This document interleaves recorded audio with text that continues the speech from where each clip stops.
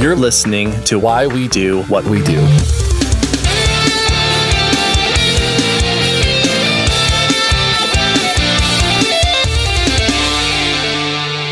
right, welcome to Why We Do What We Do. I am going to be your cavalierly diagnosing host, Abraham. And I'm going to be your overlapping diagnostic criterion host, Shane. Awesome. Comorbid. What we're doing. That's me. So we are a psychology podcast. We like to talk about all things psychology. One of those things is how we describe a state of being as categorically problematic, potentially. That's a way to put it. Yeah. Yeah. We as human beings like organization and organizing the world around us. So it would make sense that we have this particular document to organize that information in some way. We do. We love that sort of stuff as humans, not just as a podcast. Now, what I'm going to ask that you do is if at the end of this episode you decide, hey, these guys are all right, then I want you to please, if you have a moment, go leave us a rating somewhere, click those 5 stars, make you feel all warm and fuzzy inside, and we'll be super stoked that you have done that. If you have a little extra time, you can even leave a review. And if you'd like to support us financially, you can join us on Patreon. There you'll get access to the probably 20 minutes of extraordinarily exciting banter that we spent before we hit record on this episode, as well as the uncut version of this episode with our flubs and gaffes and laughs and inappropriate jokes that we take out. You also get notes. There's all kinds of stuff. You get all kinds of stuff by supporting us on Patreon. So you can go there and find out more about that. And then, of course, subscribe if you haven't already, and you'll always catch our new episodes, which is great. So that's who we are to get started. But as I said, we're talking about the DSM. We certainly are. And boy, is there a lot to unpack with this one. Yeah, it's fun. It's interesting. This is sort of the history and evolution of the Diagnostic and Statistical Manual for Mental Health Disorders. This is sometimes referred to as the Psychological Bible. We really like calling things Bibles. Yep. And unfortunately, this one doesn't have a, Revelations chapter with dragons and wizards and stuff. So, we're missing out, unfortunately, with this one. Yeah, they really, really missed the mark with calling something a Bible. If you're going to call something a Bible, at least include Armageddon. This one doesn't have that. Jeez. I know. They used to, and they took it out. Anyway, this is a reference book of codes and criteria for officially diagnosing mental health conditions, as I said, to categorize an experience as being either pathological or not, more or less, and whether it meets the clinical criteria for being called the diagnosis. And that's how you sort of show up in the world, right? That's how we arrive here. But, an official diagnosis with a DSM code is required oftentimes for billing for services for that disorder. So it's also helpful for conducting research, helps to communicate across professionals, can sometimes indicate prognosis and inform treatment, and can help people feel better about having a label, which is an interesting phenomenon in itself. Labels themselves and naming things are a very fascinating thing. We talked about names and what is in a name and people's names and why naming things is important in a previous episode, but we do have a plan to eventually address this phenomenon of how having a name for something can be very comforting. A name for a diagnosis, a name for a condition, a name for a group of people, whatever it is. We really, really like names as a species. Yes. In the language that we use. So I think it's interesting. That's something to talk about in the future. And actually, sort of following on what I just said, there are going to be so many references to previous episodes throughout this one. I'm actually going to put in the show notes a list of the episodes that we reference. I didn't even include the reference that I just made to names, so I'll have to add that to the list. But there are a lot. So there might be periods in which we're talking that you want to go back and check those out. I'll have those links in the show notes. Awesome. I love it. So for this episode, we're going to try to tell this in as much of a timeline as possible. We might jump around a little bit, but for the most part, the way this is organized is one of our historical dives, kind of like when we talk about lobotomies and deinstitutionalization. Yeah. This is going to follow that same kind of format. So we're really excited. But I think before we get into that, we should probably... I don't even think we need to do anything before. We can just dive right in, right? So let's talk about ancient history. Are you cool with that? I like it, yeah. Ancient history meaning pre-2010. Back when sidekicks existed and you could customize your webpage on MySpace. Yeah, maybe pre-iPhone or something. No, ancient history in this case meaning the pre-1700s. So we're actually going back a couple hundred years, a few. So the idea or the experience, the fact that there are mental health disorders that's been around as long as people have been around. Like, as long as there have been people, there has been diversity in their range of experiences, some of them being potentially difficult to manage. Yeah, and although the context of the world we live in has grown infinitely more complex, the range of conceivable mental health issues has also grown more complex in tandem. So things have just gotten weirder, and human beings have also gotten more complex as a result of that too. So yeah, our culture and our technology and everything have shifted so substantially that the amount of experiences that you can have has grown with the shifting context. Yeah, absolutely. I mean, human beings as a small group organism are suddenly connected to 7 billion people. That's got to be a little bit of a psychological strain, you know? Yeah. Hive mind, if that mind was punching itself repeatedly. So many, if not most, of the kinds of problematic mental health experiences are part of being human, and thus have been around and been more or less known about for as long as we have been humans. Now, neurodiversity is part of the human condition. Can you imagine a world without it? It would be really kind of bonkers. It'd be bizarre. It'd be very strange. Like, I wonder if there is like neurodiversity in ants. I'm thinking about the quintessential example of an organism that sort of operates mindlessly, as if every individual is just an extension of the colony as a whole and is therefore disposable because they all sort of follow this sort of the same hive mind sort of mindset. And like, that's essentially what would be the human species if we didn't have neurodiversity. Yeah. One of the things that makes us special, I think, is the fact that we have a neurodiversity, is that we're not all just of the same mind and the same brain. We have a lot of variation in how we show up. And I think that's an amazing thing to celebrate. Yeah, I think it's absolutely wonderful. All right. So how to talk about these mental health conditions, this neurodiversity, that's not been around systematically, at least not as long as the fact that those conditions has occurred, obviously. That's something that we had to more or less develop. And having that systematic way to categorize mental health conditions, as we mentioned before, can be very beneficial. I mean, this helps people who are suffering from this, helps the families of people who are suffering from whatever their diagnosis might be. It can be helpful for doctors to do treatments, because just imagining, for example, you had someone who today we might call something like depression. Go back way before that was something where there really was a clear name or an understanding of what that was. They might say, okay, there's clearly something going on here. What we should do is dunk this person's head in ice cold water repeatedly for 7 hours, and that will fix them. And we'd say like, maybe don't do that. Yeah, or they'd say like, we need to bleed out the bad thoughts. So we're just going to open up a vein and let it all flow out. And I'm like, no. Don't do that thing. They need to keep the blood inside, people. Yeah, that's the best place for it to be.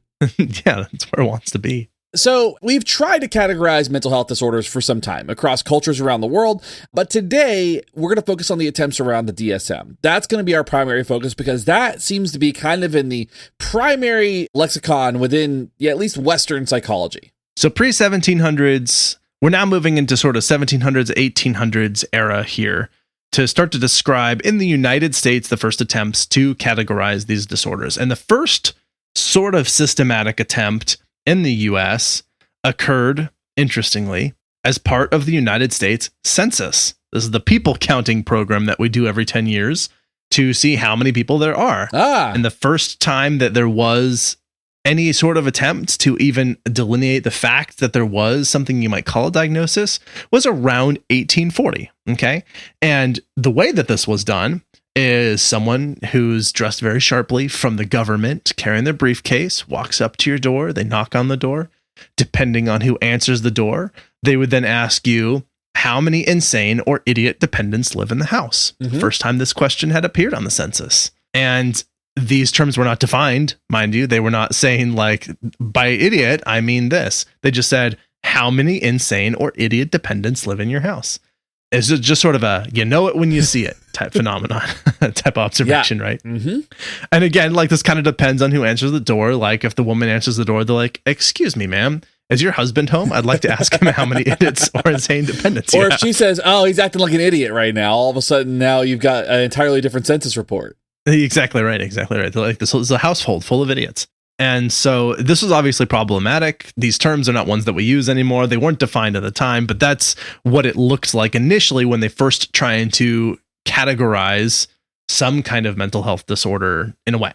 So a few more categories started being added to the census over about 4 decades in the US until the 1880 census. There were now 7 categories about which you might be asked to classify people living in your house: melancholia, monomania, paresis, dementia, dipsomania, and epilepsy. And this is according to the APA 2021 information that we were able to grab. Yeah, sort of a history on the DSM. Again, with all of those that you just listed, there were no definitions. It was up to you. And honestly, this is the same for doctors at the time. They just calls them like they sees them. Someone comes with a problem, they're like, "Oh, you've got monomania. You've got paresis." And they said, "How do you know?" And the doctor replied, "Shut up, I'm a doctor." And that was how that exchange always went. Yeah, a little wild. Yeah. So this is the 1880s. No definitions, no diagnoses, no anything really. But this is the first time that this showed up was part of the census. All right. Side note, an important thing. You might be thinking, well, you guys did this whole thing talking about mental health, hospitals, and people being hospitalized for it. And you're absolutely correct. Just because there were not diagnoses did not mean that people were not being hospitalized for their mental health disorders.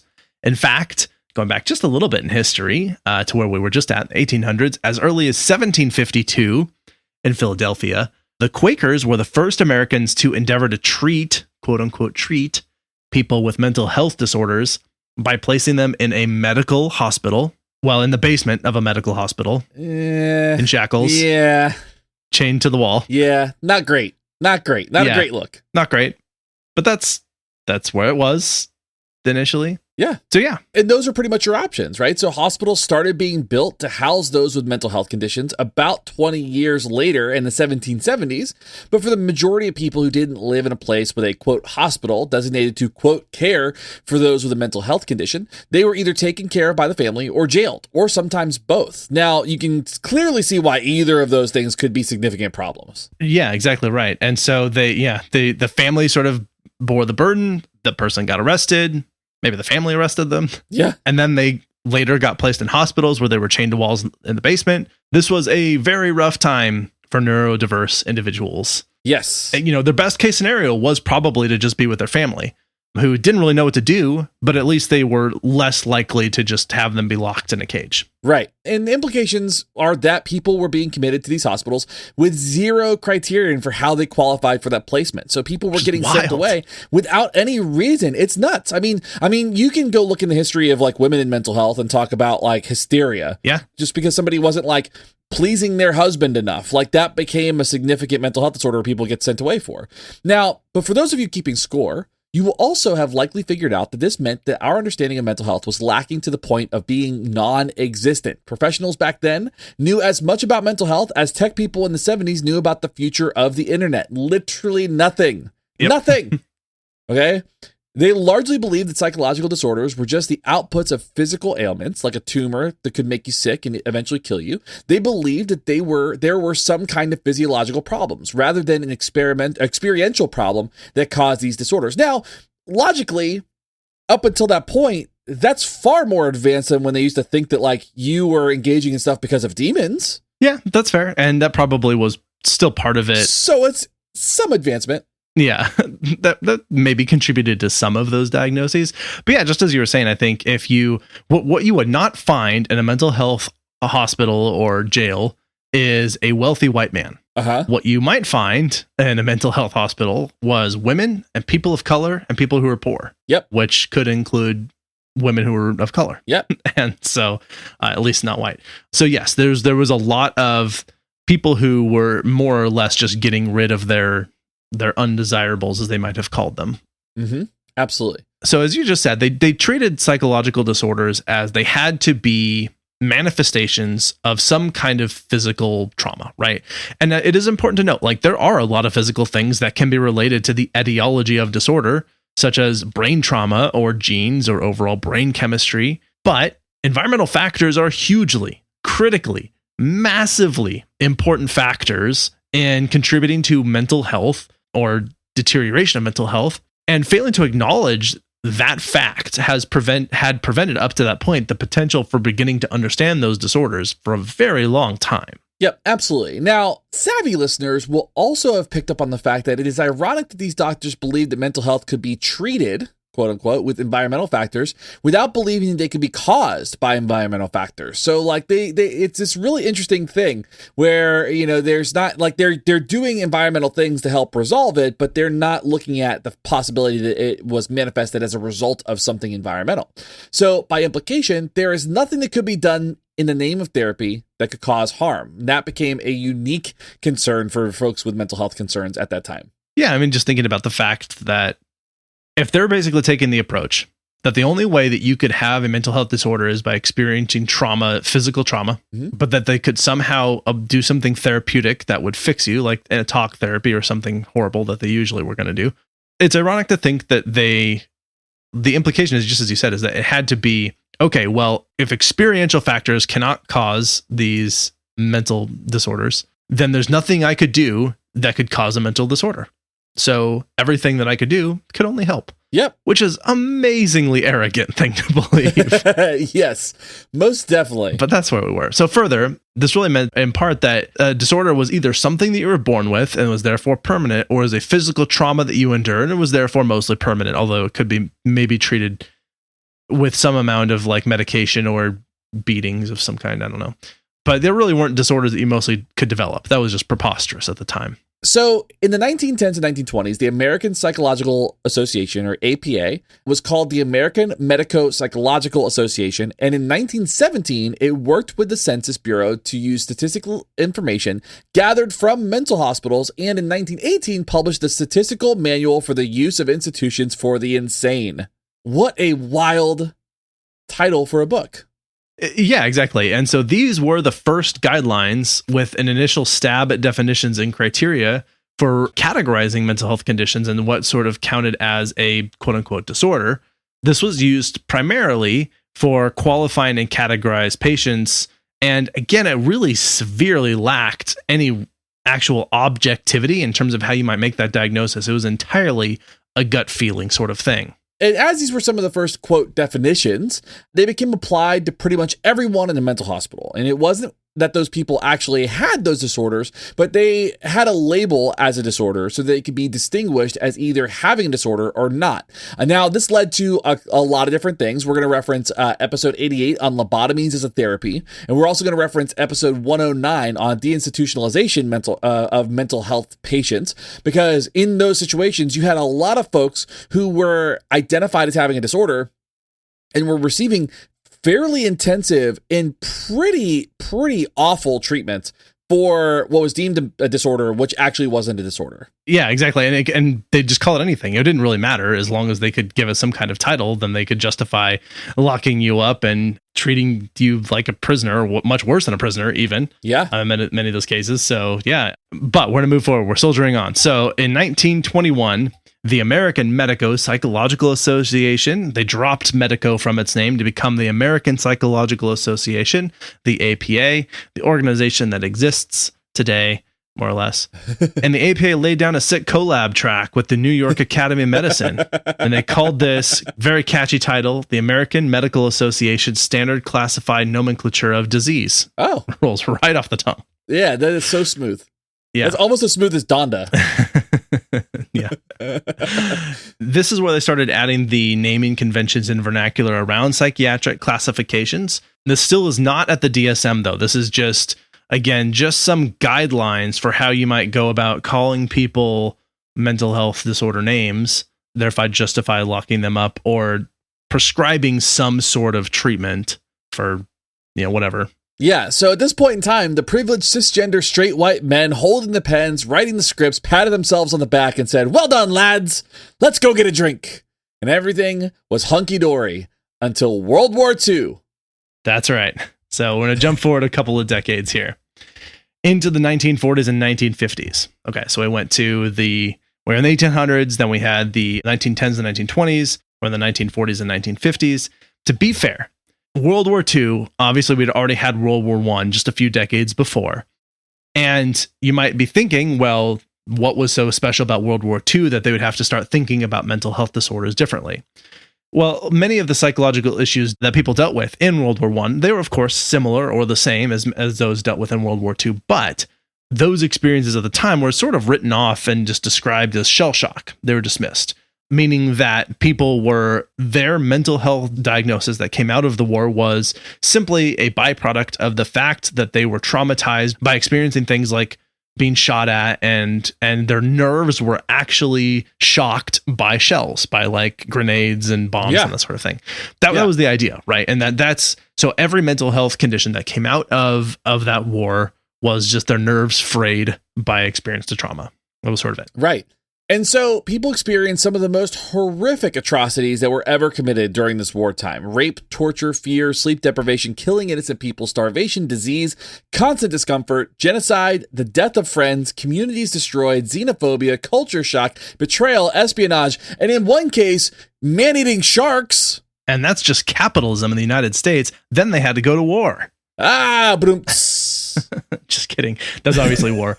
And, and really awful. And a lot of really awful things. So you would imagine that somebody like going to World War II probably had some pretty horrific experiences and might have had some unique traumas to deal with. Right. So after World War II, they returned home and they were participating in these horrors of war.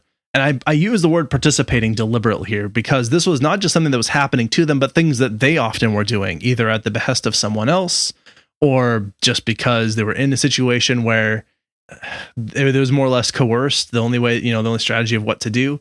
And so after World War II, their behaviors started being recognized as mental health problems.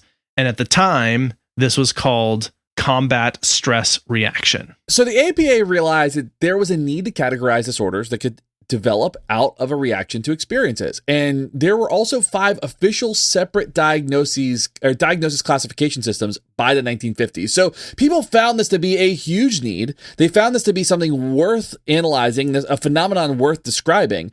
And there were a lot of different attempts to do this. So the APA wasn't the only group of people trying to accomplish this. Right. Now, there was a small group of people out of St. Louis. Very specifically, you had Eli Robbins, Samuel Goose, George Winokur, and there was like 3 or 4 others that were specifically described. These were a widely diverse group of people that consisted of straight, white, cisgender men and no one else. I actually went and Googled. I was like trying to make sure. I'm like, how diverse was this group of people? Oh, okay. It was the sour cream of diversity. They really look like what you would expect out of a group of people at this time. Anyway, not to belittle their contributions, they were really beginning to push for a paradigm shift in diagnosing and treating mental health conditions, and specifically avoiding things like etiology. And actually quoting from an article I found on this by Suris et al. In 2006, quote, this pioneering group set an ambitious goal of developing operationalized diagnostic criteria. In this work, they specifically avoided theoretical assumptions about the etiology of psychiatric illness and an atheoretical and ideologically agnostic approach to defining psychiatric disorders. Ooh, that's a good quote. Yeah. I like that. Should we, we've said this a few times. Should we define etiology? Let's define etiology. So, the term etiology for our vocabulary today means the cause, set of causes, or a manner of causation of a disease or a condition. That's the primary definition in medicine. Another definition to include for this would be the investigation or attribution of the cause or reason for something, often expressed in terms of historical or mythical explanation. I like the medicine term better. Basically, what it's telling us is there is a cause. We're looking for the cause of whatever that problem might be. Thanks for the definition, Shane. And as we've sort of described, a lot of this was rooted in the idea of there being some kind of cause. Matter of fact, a diagnosis more or less had to have a cause in order for it to be a diagnosis. Freud is both the hero and the villain in this, Sigmund Freud, and he's going to come back up in just a moment. But part of the idea behind this was there was a very heavily dominant psychodynamic approach to psychology at this time. And so a diagnosis could be described as, well, this is your ids, or I don't know, this is your desire for sexual gratification through smoking cigars or something that is in contrast with your desires to, I don't know, it was terrible. Anyway, the point being that there was this assumption about how our underlying subconscious was interacting with and interpreting environmental events, and then that was what the diagnosis was. Right. Is it was a cause-based diagnosis in a way. Now, at the same time, there was, and as I also said, like everything was rooted in physiology. So the APA, they'd formed their organization, the APA. They'd written a couple of these diagnostic criteria desk manual things, and they started to look toward the military, which used this 1943 document called the War Department Medical Bulletin 203. Again, Ooh, catchy title. Catchy. Yeah, they're really good at this. And this outlined how mental and behavioral problems could emerge in response to stressful life experiences. And the author of this report was a military psychiatrist who, again, was heavily influenced by Freud. Now, this is where Freud actually made a meaningful contribution, because the problem of having everything have a cause initially, what also came out of his work that influenced this writer was the idea that mental health conditions could be influenced by experiential events, things that you actually contact as part of your life experiences, which is like legitimate and a huge part of it. So although people were off on the wrong direction because of Freud, they also got back on track a little bit because of Freud, it seems. So while Freud was wrong about pretty much everything, like the guy really didn't have a lot of right, hypotheses. He was an early-ish proponent of the idea that childhood and therefore life experiences that were traumatic could be manifested in people's behavior. Not to discount the brilliant work of Pavlov, which we're going to talk about in episode 206, or for William James, which is a forthcoming episode, who had been writing about the importance of environmental factors for decades. Freud is kind of maybe landing on this a little bit. Now, Freud's theories did inform the development of that war memo, which the APA then directly plagiarized to begin writing the Diagnostic and Statistic Manual. Thus, the first DSM was pretty much Freud heavy, not a thing that you would ever want to be described as in any context. Exactly.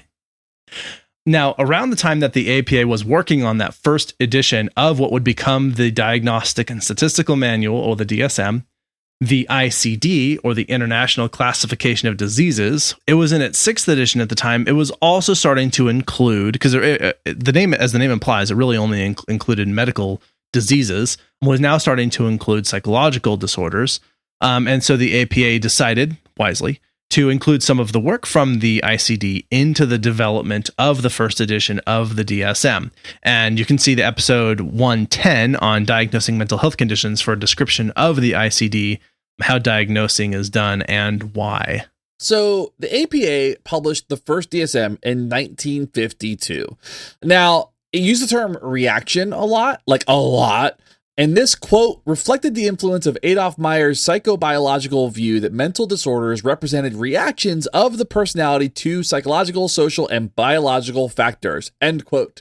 That's from APA 2021. Now, this manual included neurotic, psychotic, character, and physiological disorders, which is a new thing for this field at large, right? This is a new way to kind of categorize and understand these types of disorders. Yeah, so in this first edition, this, as I said, was 1952. It included 102 diagnoses that fit into those categories. After the publication of the DSM, which was met with mixed reviews, some psychologists, notably one Erwin Stengel. You don't hear the name Erwin a lot these days. No, that's not a name that comes up very often. He pushed for more specific clinical descriptions to aid in a more consistent and objective diagnostic criteria, and everyone more or less ignored his recommendations and advice on that, although that angle would eventually be taken. Aw, poor Erwin. Poor Erwin. Poor Erwin.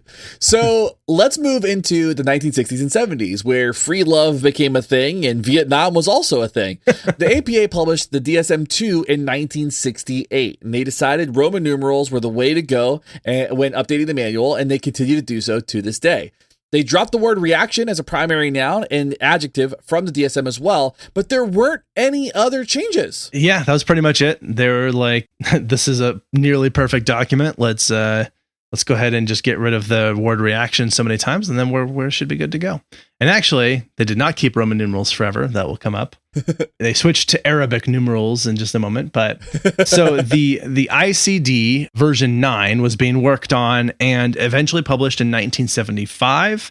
Just before that, the APA started working on the DSM-3 in 1974. They actually did publish a new edition of the DSM-2, and it was the 7th printing of the DSM-2, and they published this in 1972, I think.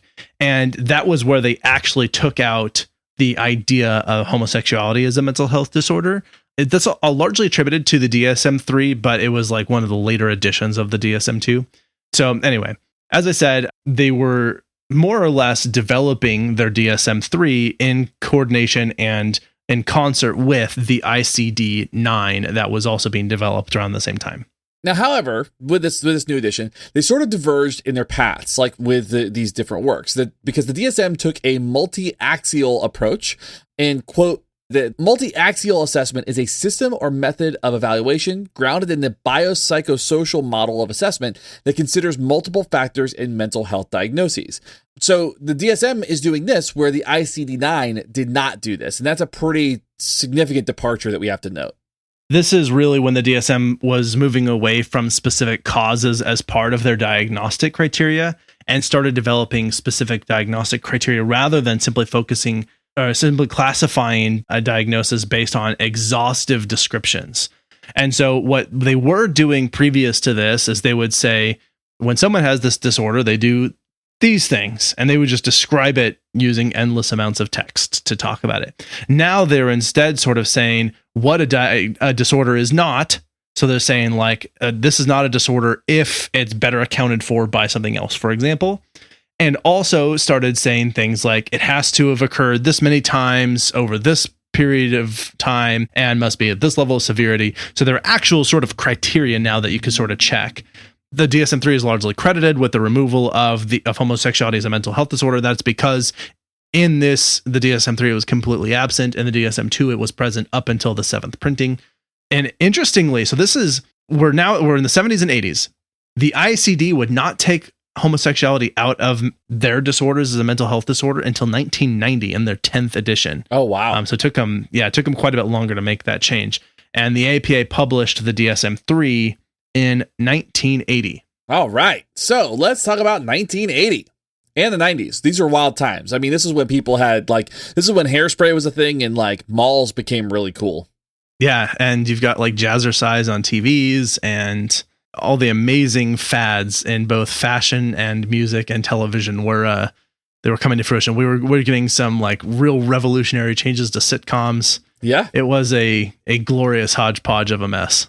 Yeah. Did I ever tell you that like the one band I was in, we shared a storage unit with Flock of Seagulls? What? No. So we used to practice out in Orlando, and we had this like really open, this beautiful storage space that would be our practice space. Like the walls were carpeted, the floor was carpeted. There was like a drum riser and a stage and all its equipment in there. And it was our band that sounded like Converge and Flock of Seagulls sharing the space together. I imagine they did not appreciate that. I never knew. I just always was curious about whether or not the guy showed up with his hairdo in that for just practice. I wondered if he just walked around like that all the time. They're like, these kids today, their music's terrible. Terrible. Not like And I Run. So in the 80s and 90s, it was really convenient for us that the APA worked in a double decade system because we started seeing some new stuff. During this time, the AP brought about the strategy of releasing a revised version of the DSM a few years after the original. Now, there were some inconsistencies, some unclear definitions, and other qualms people had with the DSM-3, so a work group produced a revised edition in 1987, lovingly called the DSM-3R, R for revised. And you'll see that on some like statistic manuals and like assessment manuals and assessment tools as well. You'll see that kind of designation on a lot of different things in psychology. Yeah, not rated R, although you might make that argument too. Yeah, that's fair. The very first part was actually kind of a joke because I was saying the fact that like we had everything was in this like we had 40s and 50s, 60s and 70s, 80s and 90s, and so it's this double decade system that is convenient for us. The APA worked in this sort of double decade system of like we have these updates that's staggered across 2 decades. So yeah, it makes episode research way easier. All right, so we're in the 1980s. By now, even women could get a degree in psychology. I'll have you know. They can do psychology too. And there were so many people getting degrees in psychology by this point that the number of people trying to make changes to the DSM practically exploded. I mean, we're at over 1,000 professionals and numerous professional organizations that worked together and spent 6 years developing the next edition of the DSM what would become the DSM-4, Roman numerals IV. Yeah, so this time, diagnoses were largely informed by the published research to date. So numerous diagnoses were added, removed, changed, regrouped, added to criterion sets, and received greater detailed text descriptions. So this was beautiful because it was a pretty great advancement compared to the previous iterations of this manual. And the APA and the WHO, the World Health Organization, found love with one another again and rekindled that flame to work closely together to coordinate their efforts in writing the ICD-10, which was published in 1992, and the DSM-4, which was published in 1994. So these documents can coexist. That's right. It's beautiful. It was right around the time of like Jurassic Park and I think Alien Resurrection maybe, or Aliens 3. Yeah. It was good. It was a good time. Yeah. All right. Now, this version of the DSM, the DSM-4, was the first and only time that the Asperger syndrome was included in the diagnostic as its own diagnostic set. And this version turned out to be the one for a very long time. Whereas most editions seemed like they were being revised somewhat frequently, there's sort of a 10 to 12 year cycle in there. There would not be even one revision to the DSM-4 until the year 2000, 6 years later. And even then, it was still just the DSM-4. But as I said, this is the first time in 1994, and through the text revision as well, we'll talk about in a moment, that included Asperger's syndrome. It was not there before. And as we'll see, it was not there after. Yeah. So that moves us into the year 2000. The distant future. You know, I thought we were going to have flying cars by then. I was naive. Yeah. So the decision was made to avoid changes to the DSM unless they were specifically backed by significant evidence in the research. I like this idea. I think it makes sense. Yeah. Right? Absolutely. Now we have more evidence, and now these updates are made. And such a change occurred in 2000 when the DSM-4 TR was published. And largely, this included some revision to the wording, criterion, and definitions, but notably, the definition of bulimia was adjusted for the binge criterion. This is something that was really important because like eating disorders became pretty prevalent around this time too. Yeah, so this, as you said, was the text revision of the DSM. This is 6 years after the DSM-4 was published. We have the text revision, or the TR, that became sort of the main one. However, it was not lost on people that there was an astonishingly high rate of comorbidity. I mean, like stupidly high rate. And comorbidity meaning that if there was one diagnosis, then there was usually or often another diagnosis that person also had. So they had multiple diagnoses, but the overlap was relatively high. One study I found reported as high as 45% of people had a comorbid diagnosis.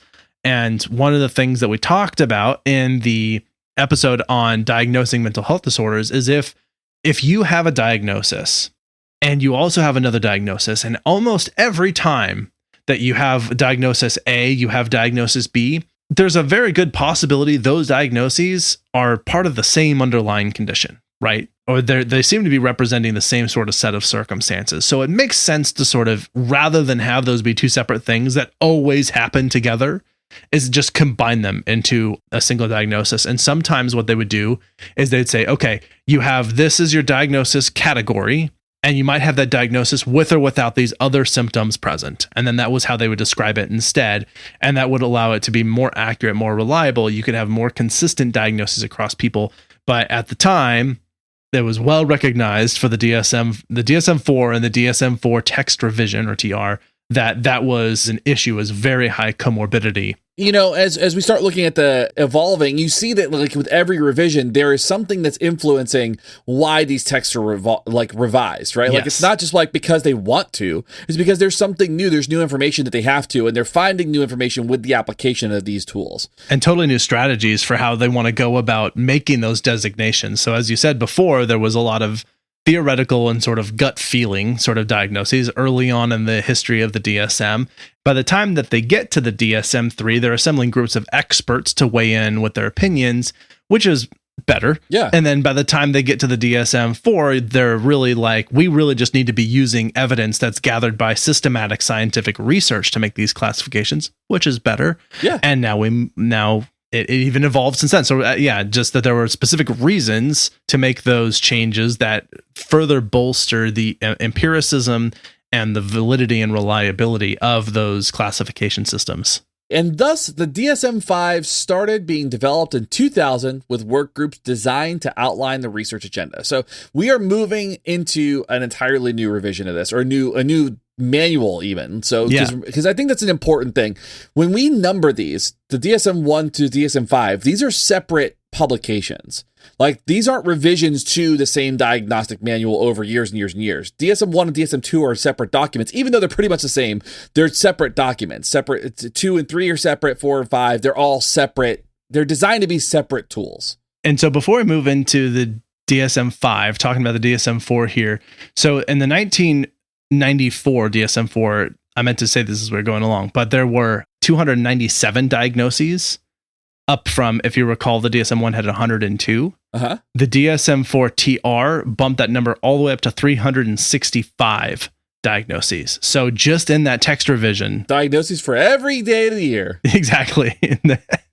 Yes. You've got your tearaway calendar with a diagnosis on it. It ramped up tremendously from 94 to 2000 in adding those diagnoses. Yeah, so with this work group that the DSM-5 kind of put together, the work group identified gaps in the research and summarized the state of science with respect to understanding mental health. They single-handedly generated hundreds of papers, journal articles, and monographs, and probably dozens of tenured faculty positions as a result of this. This was a huge project. And that was just that work group. In 2007, the APA put together the DSM-5 task force, different thing, and this consisted of now not one, not two, but 13 work groups, because more is always better. That seems unlucky. Now, what were they thinking? And to compound their dedication to 13, the DSM-5 was published in 2013. So it's very like the Dark Tower, where it's like 19 keeps showing up. I wonder if 13 is a number in psychology that just shows up all over the place. It's a very special number. And at this point, the DSM dropped their Roman numerals. They went to Arabic numbers. And the DSM-5 is not a V, but just a 5. Just the number 5. Just the number 5. That's it. Number 5 is alive. I wonder if they'll go back to Roman numerals with 6. Probably not, right? They're probably going to dig their heels in with this. If there is a 6. If there is a 6, this might be the one.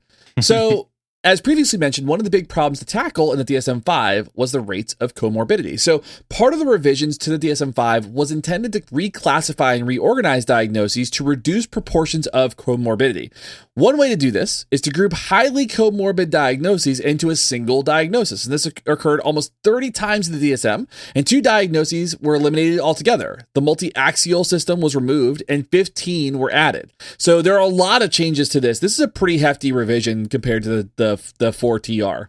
Yes, this was a big overhaul. So they removed all schizophrenia subtypes. They removed jet lag, which we just talked about recently in a previous episode. Yeah.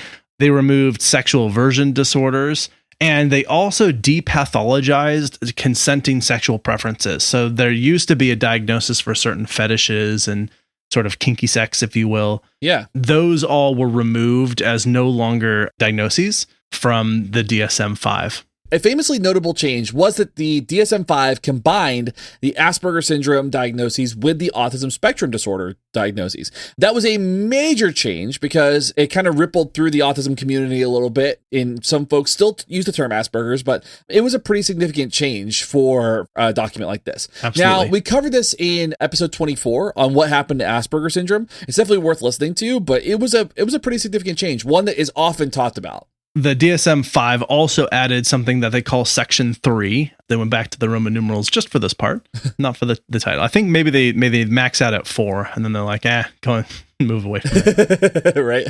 And the Section 3 is, quote, for conditions where there is not enough scientific data yet to determine whether they should be classified as psychiatric disorders, end quote. So this is where you get I don't want to call it a dumping grounds, but it's like, we don't have enough information yet, but we also don't want to say, we don't want to miscategorize this as something else, but we also don't have enough information about the specific thing as it presents to call it something specific, which I think is actually kind of useful to have a we don't know category, Yeah. rather than sort of forcing it into a category where it doesn't necessarily apply.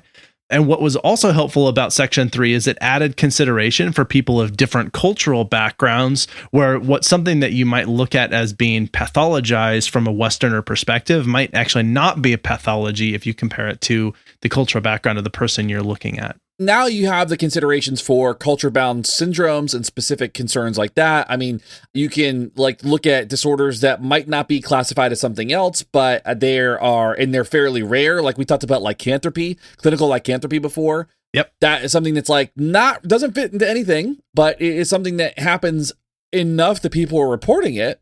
So it's kind of an odd thing. Now, the interesting thing about this version too is the DSM-5 might also be the last version. It might be the last thing that we're looking at, specifically because the APA has decided to turn the DSM into a living document. So what that means is that as changes or revisions and updates are needed, they will be made entirely digital and an online version of the DSM rather than waiting 20 years or so for a text to be published. The digital version is going to be available, which makes sense given how science advances, right? It makes sense to have a living document that's maybe updated yearly or annually or something along those lines. Yeah. Now, this didn't occur immediately with the publication of the DSM, but it's a project in progress at the APA. So this is something that we may still see in coming years. Yeah, they've been working on updating and turning this into a digital living document, and they've made a lot of strides toward this. They're now in a place where for some of those diagnoses, they're online now. They're completely online. And if there are changes or revisions that need to be made, then they occur within 6 months or less, sometimes as long as a year. But yeah, it's not this is something new that we learned this year. Let's see what happens in 20 years, and then we'll maybe publish a book about it. Right. And so that it allows them to be a little bit more flexible. Now, I think that could potentially give rise to adding and removing diagnoses relatively quickly as sort of cultural things shift and change in this country. But I think that it more or less is a good thing because, again, it does allow for changes that come with considerations and new research and evidence to happen a lot more quickly. So it's like if we have something in there that pathologizes normal human experience, like just using the homosexuality as an example, then rather than wait 10 to 20 years to change that, then they can go and say, you know what, this is something that we need to fix now. We'll make that change. And then the living document that it becomes reflects that change. Yeah, there may not be a sixth version of the DSM because from here on out, it's just going to be a continuously updated document that everyone has access to, that has access to the internet, I should say. I think that's pretty fascinating. I think that makes sense. I think it makes sense given with new information, you would update things. I imagine that there's probably going to be significant changes to transgender dysphoria disorder and stuff like that as new information about gender studies kind of begins to arise. I think that's going to be, I imagine we'll probably see a lot of changes in that realm. Yeah, absolutely. Now, there still might be another published DSM book at some point, maybe. But for now, the effort seems to really be focused on building that online system. I also don't know whether if they do publish it, they're going to go back to Roman numerals or stick with the Arabic numbers. Not sure. But yeah, so that's, as we said, with it being this sort of online version and having sort of a digital update happening on a more frequent basis, I actually wonder personally whether they're just going to drop the numbering system altogether and just say, this is the Diagnostic and Statistical Manual website. Welcome, one and all. Yeah, exactly. I imagine there's probably going to be something similar to that. So one thing we want to emphasize here is that the DSM is not used globally. In fact, it may be confusing because there are actually two systems for diagnosing mental disorders, right? So the important thing to remember is that the DSM-5 is primarily used in the United States, while the ICD, the International Statistical Classification of Diseases, is used internationally. Makes sense, right? And both of them are used for insurance coding purposes for different reasons, but those are two different documents that exist. So please know that as we go forward. Actually, I had some people I work with recently who, as part of their intake with their documentation for diagnoses, used the ICD diagnoses. I was surprised because I hadn't actually seen that show up in any documents. I always see the DSM codes. So I thought that was interesting. That's fascinating. I like that. Yeah, I think that's pretty much it. Some kind of interesting information here on just the number, as we said. I'll list through the different diagnoses and the different versions. So in the DSM-1, published in 1952, there were 102 diagnoses. So the DSM-2 was released in 1968 and had 182 diagnoses. DSM-3 in 1980 contained 265 diagnoses. And the Pirates version of the DSM-3, the DSM-3R, was published in 1987 and had 292 diagnoses. Lovely. And the DSM-IV, this is the intravenous version, the DSM-4, published in 1994. This contains 297 diagnoses, so just up 5 from the edition before. Yes. Also, this is the same decade that Biodome came out in 1994. Oh, so, no. Yeah, think about that for a minute. Explains everything. It does, really. It was a weird time. The 90s were very strange. DSM-4 TR came out in 2000 and had 365 diagnoses. That's where you get your rip-off calendar. Yes. Although, for the DSM-2, they could have done one like every other day was a new one because they were really close. Yeah, they were so close. The DSM-5 was published in 2013. This actually dropped all the way down to 157 diagnoses when they were regrouped everything. This is the second lowest in number of diagnoses of all the editions that have existed. So these regrouping, subtypes, section 3, all that sort of stuff, this one dropped down considerably.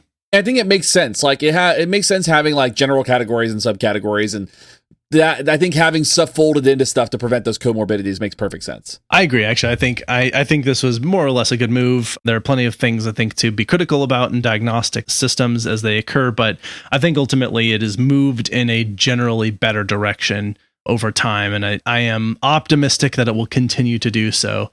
And particularly, I think, as they are considering the various experiences that occur and using like the ICD to help inform this and considering other cultures, I think is a good move.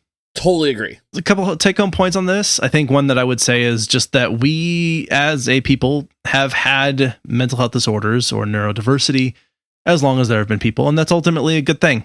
I think that the intention to classify these probably came from a little bit of an, if not extremely, an ableist perspective, but it nevertheless had some benefits for doing so. This was, it allowed people to potentially prescribe treatments, to potentially have some idea of prognosis. I mean, it didn't really start there, but ultimately a classification system could be used in that way, which this one was. So that's one of my take-home points, I guess, is just that this was an attempt to classify people that has had a storied history over the last 70 years or so. Yeah, absolutely. My major take-home point too is that this, I think, is evidence of an applied science evolving in real time, right? Like you've got a diagnostic classification, you've got a criteria, and you've got this tool that's used and continually advancing as science advances.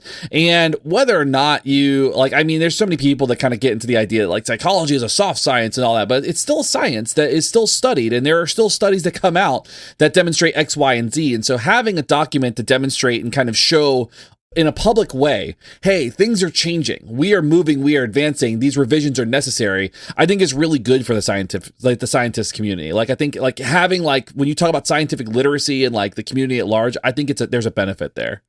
And I think that although it certainly did sort of pathologize normal human experience for a lot of people for a long time, what it also has done is it created groups of protected classes, people who can and should receive a sort of higher level of priority and care because they're more at risk.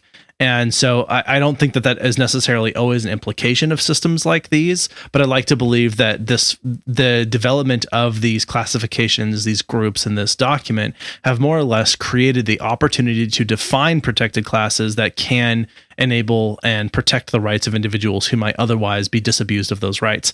And so I think that ultimately could be a good thing. Now, whether that happens in practice is another discussion, but I think it has, for some people, worked that way in certain capacities. I think the last thing I would say about this is that this is not an end-all be-all. So I think that sometimes what will happen is somebody will get a diagnosis, and we talked about this earlier, where somebody would get a diagnosis but they had it forever, it never went away. That's not always the case. And now that with the evolution of this tool, we see people who have diagnoses that it might change or evolve with new information, with new circumstances. And I think that's something that's pretty beautiful about this too. It's like, it's not like a death sentence or something that's like something that you're going to be like pegged with and it stays with you forever. Like your diagnosis can change based on new information. Yeah, absolutely. And ultimately, as you said, I think this is probably a good thing. I think that this that can be helpful. So I don't think I have any other take-home points. Neither do I. Perfect. All right, well, let's move into some recommendations then. Yay!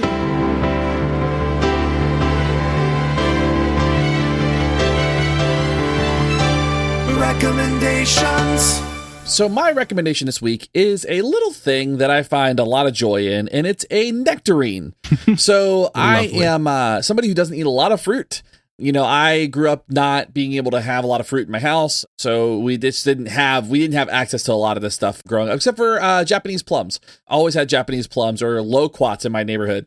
It was just in a tree in our front yard. I don't know if you've ever had a loquat, but they're very tangy. I don't think I have. They're wild. I mean, they were very sticky because like the squirrels would eat them, and they would drop the seeds into the yard, and it was like they were but they're like these little yellow.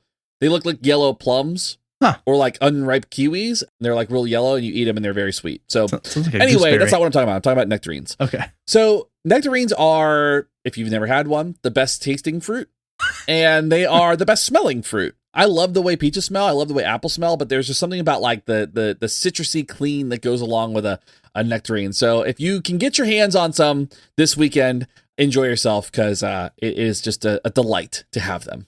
That is awesome. I love that recommendation. It's so good. Be careful of the pit, though. They have pits like peaches. Yeah. No, nectarines are very good. I'm a fan of fruit personally, so I like the recommendation. I am recommending this week a movie called Bad Samaritan. This came out in 2018. This has got Daniel Tennant and a few other names of people who are not so well-known celebrity types, but the three most main people are from Ireland and Scotland. Okay. One of them is doing an American accent pretty well, except when he's yelling. You don't seem to notice it for the most part. This is in the cross between horror and mystery, like murder mystery type. So there's not much of it. Like, you know who the perpetrator is. What you really don't know is sort of how they're going to, like, how it's going to shake out with this person. Not having having the law enforcement sort of essentially be on the path of the wrong person for a while. Okay. Anyway, I enjoyed it. I don't want to spoil anything about it. That works. Yeah, because it's like I said, there's a lot of mystery involved in here, but I think it was well done. I liked the acting. I liked the story. I found it very engaging, so that's my recommendation. It's available on some streaming platforms right now. I don't remember which, but probably like Hulu or Amazon or something. Just if you look for it, then Bad Samaritan is my recommendation if you're into that sort of thing. I like it. All right, before we go, I'd like to say thank you to the awesome people who support us on Patreon. This includes Amanda, Justine, Layla, Megan, Mike M, Mike T, and Shauna. Thank you also to the people who make this podcast happen, our amazing audio producer and engineer and good sound maker, Justin. The person who does our social media things is Amber, although Shane and Selena are also in on that. Thank you, Shane, for your help with episodes, and thank you for recording with me today. Thank you, Selena, for all the amazing work you do. Kyle and Alan, who are also have their major contributions on various tasks. So I appreciate the whole team. Thank you very much, you listener, who has my voice still streaming into your ears at this point. If you haven't skipped and stopped this episode, thank you so much for listening and making it all the way to the end. We appreciate you. For sure. All right. I think that's all I have. Do you have anything else? Nope. Besides thanking you for hosting the show, because you deserve kudos as well. Hey, thanks. Yeah, anytime. All right, perfect. Well, then this is Abraham. And it's Shane. We're out. See ya. You've been listening to Why We Do What We Do. Why We Do What We Do is supported in part by our amazing patrons. Thank you. If you like what you heard, consider becoming a patron by heading to patreon.com/WWDWWD podcast. You can also rate and review us wherever you get your podcast, or share this episode with your friends. If you have any comments or questions, we'd love to hear from you. Find us at WWDWWD podcast on your favorite social media platforms. You can learn more about this and other episodes by going to www.wwdpodcast.com. There, you'll find links as well as detailed and shareable show notes. Why We Do What We Do is researched and produced by Abraham, Ryan O, Shane, and Miranda. Artwork and logo design by Andrew Pollock at nogdesigns.com. Video and production assistance from Tyler Brasier, with music courtesy of Justin Greenhouse. Thanks for listening, and we hope you have an awesome day.